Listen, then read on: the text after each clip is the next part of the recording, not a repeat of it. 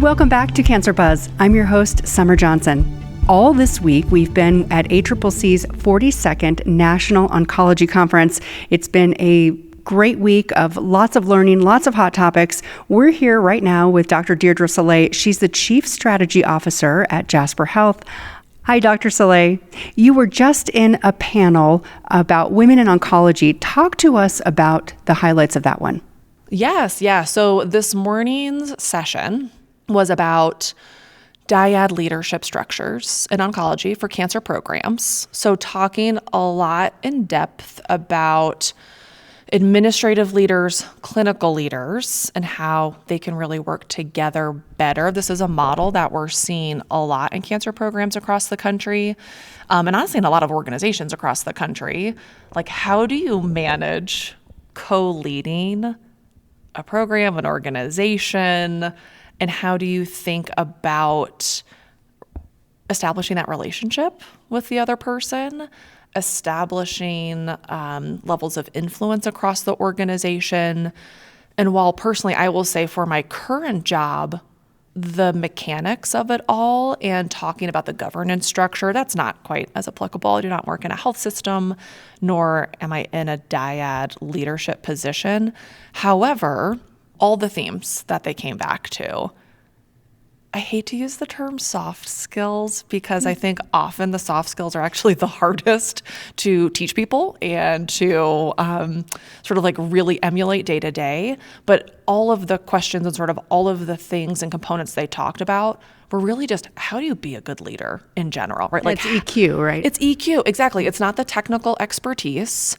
It's not, being the best at PowerPoint or Excel or whatever it is. It's like, how do you show up as a person who can build relationships, right? Who can think about communication, who can upward manage, downward manage, who understands the importance of being clear, who is vulnerable when it's appropriate.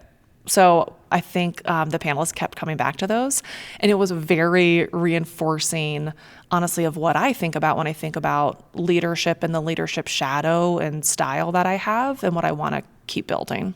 Well, I know that one of the things that has been consistent for you, we were talking about as well, is being part of ACCC and having those women mentors and those relationships within the industry around you. I know you were looking forward to this session today. It's not the first session that we've had in Women in Oncology. Talk about the support that you've received in this organization. I will say, we also talked a little bit about this offline. So we're going to wind the tape way back before I'd ever stepped foot into the cancer space. I was doing my PhD in immunology, and I was surrounded by PIs and principal investigators.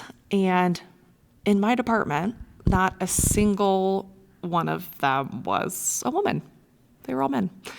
And honestly, it was so discouraging to me. And this, it was 2006 to 2012, right? It was not that long ago, not a single woman PI. And so I really did feel that I was like, this just does not feel like a sustainable track or career. Like, I don't have a female mentor who can like really help me understand what this path would look like.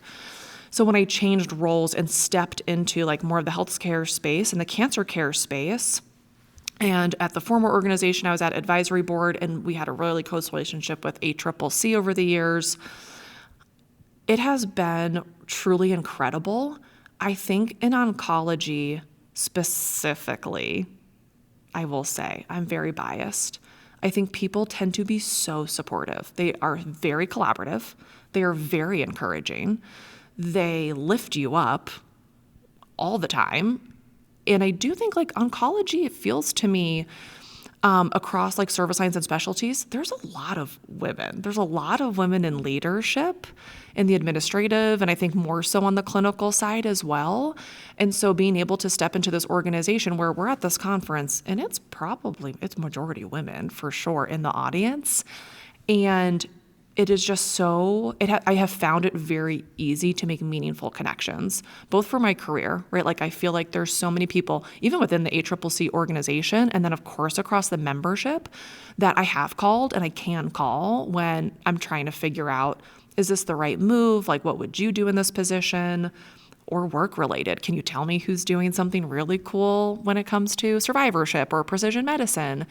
And people are always very willing to, I think, show up, support, and then also lead you to new opportunities. I do think the network here is so strong, and it's like, feels very, very lucky, to be quite honest, like very fortunate to be part of the network. Yeah, it's a great community, right? Yes. Is there anything else that you're going to take away from this week of sessions that really stood out to you? I think the one thing that I am going to take away, a little bit related to leadership, one of the consistent themes from the Innovator Awards specifically across yesterday was don't let perfect be the enemy of good. And I think, speaking for myself, but I think a lot of other folks, it's hard not to be a perfectionist. And a lot of women, we tend to be perfectionists. Yeah, in this industry especially. Right? Yeah. We tend to be, I have to know every single thing that's going to happen. I have to all plan out. I have to have all of the answers before I sort of take that step or that leap of faith or implement that project. And I think yesterday, just hearing so many people echo, like, don't do that. Like, what you have, start small, get it going. I think that's a really important thing for me personally to really hold on to and take away, and also a really good thing to pass down to my team, right? Like, we cannot get in our own way and be afraid to try things just because it's not going to be perfect. We have to be okay failing and learning from it, and that's okay. That's a great note to end on. It's always wonderful to see you. It's great to see you in person. Too. I know, what a treat. Dr. Saulet. Thank you. Thank you. And thank you for following along all this week from ACCC's 42nd National Oncology Conference. That concludes our live coverage here, but stay tuned to this channel because next week, Cancer Buzz will be back with more fresh content. Until then, I'm Summer Johnson.